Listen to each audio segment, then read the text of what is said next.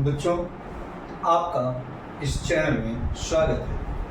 आज हम class 9th के बच्चों को एक नए चैप्टर के बारे में चर्चा करने जा रहे हैं। उस चैप्टर का नाम है दो चरों वाले रैखिक समीकरण, linear equation in two variable. और इस चैप्टर में हम आपको बताने जा रहे हैं इसका एक्सरसाइज 7.1 जो ग्राफ से संबंधित चैप्टर है। चलिए चर्चा करते हैं। हम एक समीकरण का ग्राफ खींचिए।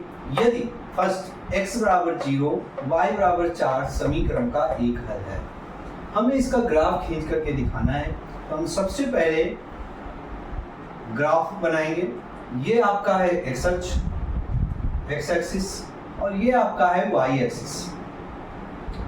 ग्राफ में 1 सेंटीमीटर के स्क्वायर होते हैं, ये आपको पता है। तो ग्राफ कॉपी आप लेंगे तो उसमें 1 सेंटीमीटर बराबर 1 स्क्वायर होता है, जिसकी चारों भुजाएं 1-1 सेंटीमीटर होती हैं। तो हम यहाँ पर 1-1 सेंटीमीटर माप करके इसको लिख लेंगे। 1-1 सेंटीमीटर की रेंज में इसको हम माप के लिख लेंगे। इसी तरह से y अक्ष पर भी 1-1 सेंटीमीटर ले लेंगे। इसी तरह से इसको हम डाउन में भी 1-1 सेंटीमीटर ले लेंगे, और इधर भी हम 1-1 सेंटीमीटर ले लेंगे। एक चीज आपको पता होगा कि एक्स एक्सिस के राइट साइड में पॉजिटिव होता है और एक्स एक्सिस के लेफ्ट साइड में निगेटिव होता है। वाई एक्सिस अपर एरिया में पॉजिटिव होता है और लोअर एरिया में निगेटिव होता है।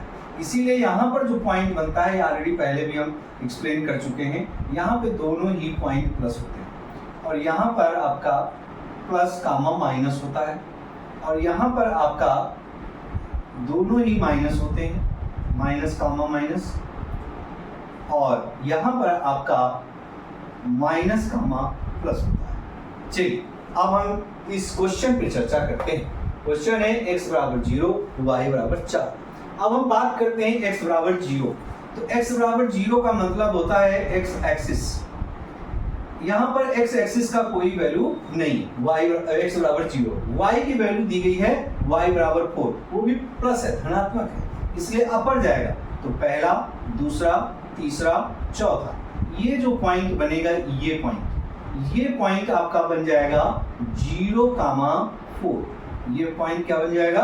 0,4। और हम इसी को एक पॉइंट मान लेते हैं a। और जो ये रेखा होगी, जो आपको गिवन है कि x बराबर 0 y बराबर 4 समीकरण का एक हल है। यदि समीकरण का एक हल है तो जो भी रेखा होगी ये इसी से गुजर करके जाएगी, ठीक है, इसी पॉइंट से गुजर करके जाएगी। फॉर एग्जांपल हम मान लेते हैं कोई रेखा ये है, कोई रेखा ये है, तो ये भी पॉइंट किससे गुजर के जा रही है? किससे गुजर के जा रही है? 0,4 से। कोई भी रेखा हो सकती है। अगर मान लीजिए रेखा ऐसे है, तो ये भी रेखा यहां से गुजर के जा रही है। क्यों जा रही है? क्योंकि इसका एक हल है, ठीक है। तो हम यहाँ पर इसको उसी चीज को शो करेंगे, क्योंकि हम एक हल दिखा रहे हैं तो केवल एक रेखा हम शो कर देंगे, ठीक है। हालांकि हमें रेखा शो करने की जरूरत नहीं, मेन चीज पॉइंट दिखाने की जरूरत है। तो ये रेखा यहाँ से पासेस होगी, क्लियर हो गया। अब बात करते हैं इसके सेकेंड पार्ट। इसका सेकेंड पार्ट दिया है कि x बराबर 1 y बराबर 5 समीकरण का एक हल है। x बराबर 1 y बराबर 5 समीकरण का एक हल है। यहां पर भी क्या हुआ? जब एक हल है तो यहां पर भी हमारा ग्राफ खींचेगा, और ग्राफ खींचेगा तो 1 2 3 4 5 6 7, ये x एक्सिस है, और ये x डैश, ये y एक्सिस है, एक्सिस, और ये y डैश। यहाँ पे भी 1 2 3 4 5 6, 1 2 3 4 5 6, 1 2 3 4 5 6। यहाँ पर भी x इज इक्वल टू 1, तो x इज इक्वल टू 1 ये हो गया, और y इज इक्वल टू 5। अब हमें ऊपर की ओर चलना है इसके, 1 2 3 4 5, और ये x के ऊपर ये जो पॉइंट होगा ये आपका हो जाएगा 1,5। और जो भी रेखा इसका हल है, जो भी रेखा होगी वो इस पॉइंट से गुजरेगी, वो कहीं से भी गुजरे, क्योंकि इस एक हल है। जब समीकरण का एक हल है ये तो ये कहीं से भी जाए, जैसे ये पॉइंट जा रहा है तो ये इसी पॉइंट से तो जा रहा है, तो ये भी इसका हल है। मान ले इधर से कोई रेखा जा रही होगी तो भी उसका हल है, इधर से जा रही है तो भी उसका हल है। मतलब जो भी रेखा आप ड्रॉ करोगे वो इस पॉइंट से गुजरेगी तभी इसका हल होगा। इसको भी हम पॉइंट ए मान लेते हैं, ठीक है, पॉइंट ए मान लेते हैं। That is all. अब इसके बाद इसका हम तीसरे पार्ट की चर्चा करते हैं। इसके किस पार्ट की चर्चा करते हैं? थर्ड पार्ट की चर्चा करते हैं। थर्ड पार्ट क्या है उस पर आप बोलते हैं। थर्ड पार्ट ये कहा गया है कि -4 -4 समीकरण के ग्राफ पर स्थित है। -4 -4 समीकरण के ग्राफ पर स्थित है। समीकरण के ग्राफ पर स्थित है, ये क्वेश्चन है, ठीक है, स्थित है। अब यहां पर ये थर्ड पार्ट है, इसको भी हमें ग्राफ में ही दिखाना है। ग्राफ पर स्थित है तो फिर वही चीज, X axis, Y axis, X dash, Y dash. यहां पर भी -4 4 ग्राफ के ये किस चतुर्थांश में स्थित है? तृतीय चतुर्थांश में स्थित है, क्योंकि ये प्रथम चतुर्थांश है, फर्स्ट क्वाड्रेंट, ये सेकंड क्वाड्रेंट, और ये थर्ड क्वाड्रेंट है, और ये फोर्थ क्वाड्रेंट है। तो ये पॉइंट स्थित कहाँ है? चतुर्थांश में। कहां पर? हम यहाँ पर इसके पॉइंट बना लेंगे 1 2 3 4 5 6, 1 2 3 4 5 6, 1 2 3 4 5 6, 1 2 3 4 5 6। अब देखिए हमें दोनों माइनस में दिए, x भी माइनस में, तो 1 2 3 4 यहाँ पे आ गया, ये भी 1 2 3 4 यहाँ पे आ गया, 1 2 3 4 यहाँ पे आ गया। तो ये दोनों आपस में यहाँ पे आ गए, तो ये जो पॉइंट बना ये हुआ -4 -4, ठीक है। ये पॉइंट आपका ये पॉइंट पहली चीज तो कहाँ पे स्थित है? तृतीय चतुर्थांश में स्थित है। सेकेंडरी चीज है कि ये इसका अगर सोल्यूशन है तो ये रेखा है खींची जा सकती है। अब यहाँ से कोई भी पॉइंट ऐसे भी जा सकता है, ऐसे भी जा सकता है, किसी भी से चल।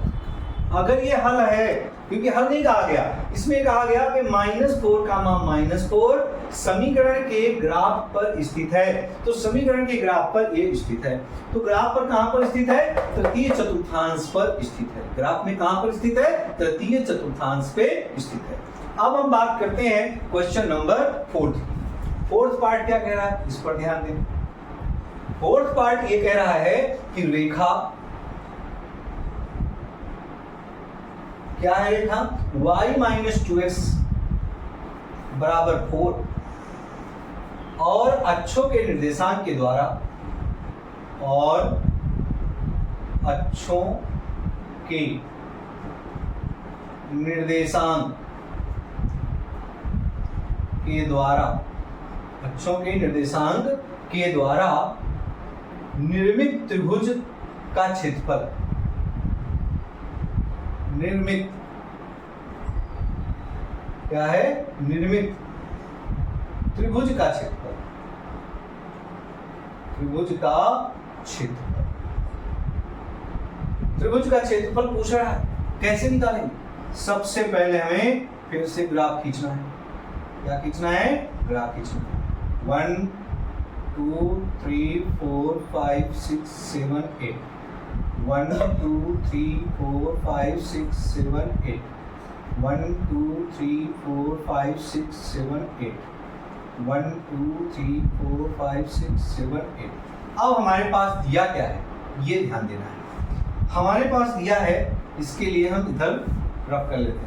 तो हमारे पास दिया क्या है ये चीज ध्यान देना है। हमारे पास दिया है y - 2x, y - 2x = 4, ये दिया। यहीं से हमें ग्राफ बनाना है। तो y = क्या हो जाएगा? 4 + 2x, ये हो गया। अब यहां से हमारे पास पॉइंट कैसे मिलेंगे ये ध्यान दें। अब ध्यान दें बच्चों, क्योंकि यहाँ पर पॉइंट मिलेंगे तभी हम x और y की वैल्यू फाइंड कर पाएंगे। कम से कम 3 पॉइंट निकाल लें। अब यहाँ पर अगर x की वैल्यू हम 0 रख लेते हैं तो y की वैल्यू क्या होगी? ये पूरा 0 हो जाएगा, तो y की वैल्यू 4 हो जाएगा। अगर हम यहाँ पर x की वैल्यू -2 रख दे, -2 रख दे, क्या रख दे, -2 रख दे, तो 2 दूना 4, माइनस का 4 और प्लस का 4 0 हो जाएगा। अगर हम यहाँ पर x की वैल्यू 1 रख दें तो 2 दूना 2 एक कम 2, 2 बन जाए 2, 4 और 2 कितना हो जाएगा, -1 रख दें तो ये क्या हो जाएगा, प्लस का 2 बचेगा। कहने का तात्पर्य है कि अगर हम x की वैल्यू चेंज करेंगे तो y की वैल्यू चेंज होगी। तो x की वैल्यू जब 0 रखा तो ये क्या हो गया 4, x की वैल्यू हमने -2 रखा तो 2 2 जब 4 ये हो गया 0, x की वैल्यू -1 रखा तो ये हो गया 2। अब इस पूरे को इसमें रख देते हैं। पहला आपके पास पॉइंट है 0,4, तो 0,4 का मतलब y की वैल्यू 4, 1 2 3 4, तो ये पहला पॉइंट बन गया, ये पॉइंट, ये क्या हो गया 0,4। फिर हमें दूसरा पॉइंट -2,0, अब x की वैल्यू -2 में 1 2, -2,0, तो ये पॉइंट हो गया, ये आ गया -2,0। तीसरा पॉइंट है -1,2, -1,2, तो -1,2 ऊपर आ गया यहाँ पर, -1,2। अब इससे हम देखें, अगर इस लाइन को ड्रा करें तो ट्रायंगल बन रहा है, आपको दिख रहा है ट्रायंगल। अगर इस पूरी लाइन को हम ड्रा करें तो एक ट्रायंगल बनता हुआ आपको दिख रहा है। ध्यान से देखें, इन दोनों को जोड़ें, ऐसे कुछ रेखा जा रही है, तो एक त्रिभुज बनना है त्रिभुज, और ये त्रिभुज जो बनना है ये यहाँ से यहाँ तक कितना है 2, और यहाँ से यहाँ तक कितना है 1 2 3 4, ये 4। हमें ये 90 डिग्री का कोण बनाना है ओरिजिन से, तो ये ट्रायंगल कौन सा है, राइट एंगल ट्रायंगल है। कौन सा ट्रायंगल है, राइट एंगल ट्रायंगल है।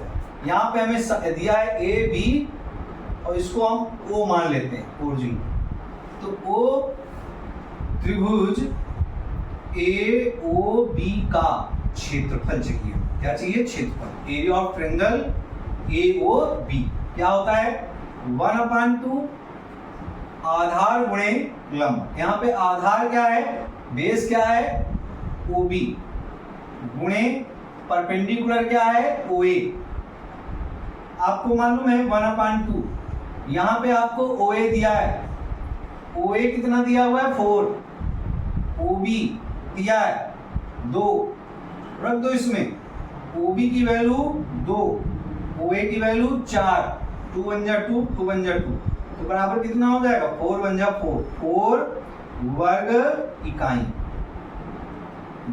इकाई, मतलब 4 वर्ग इकाई, 4 स्क्वायर यूनिट, ये आपका आंसर। ठीक है बच्चों, तो ये आज सवाल आपका पहला रहा, और इस क्वेश्चन को आप लोग अच्छे से रिवाइज करिएगा। ना समझ में आए तो कमेंट करके आप पूछिएगा, और आप सब लोग जो लोग नए इससे जुड़ रहे हैं वो इस चैनल को सब्सक्राइब करें, बेल आइकन दबाएं और लाइक करें, और कमेंट करके बताएं कि वीडियो कैसा लगा।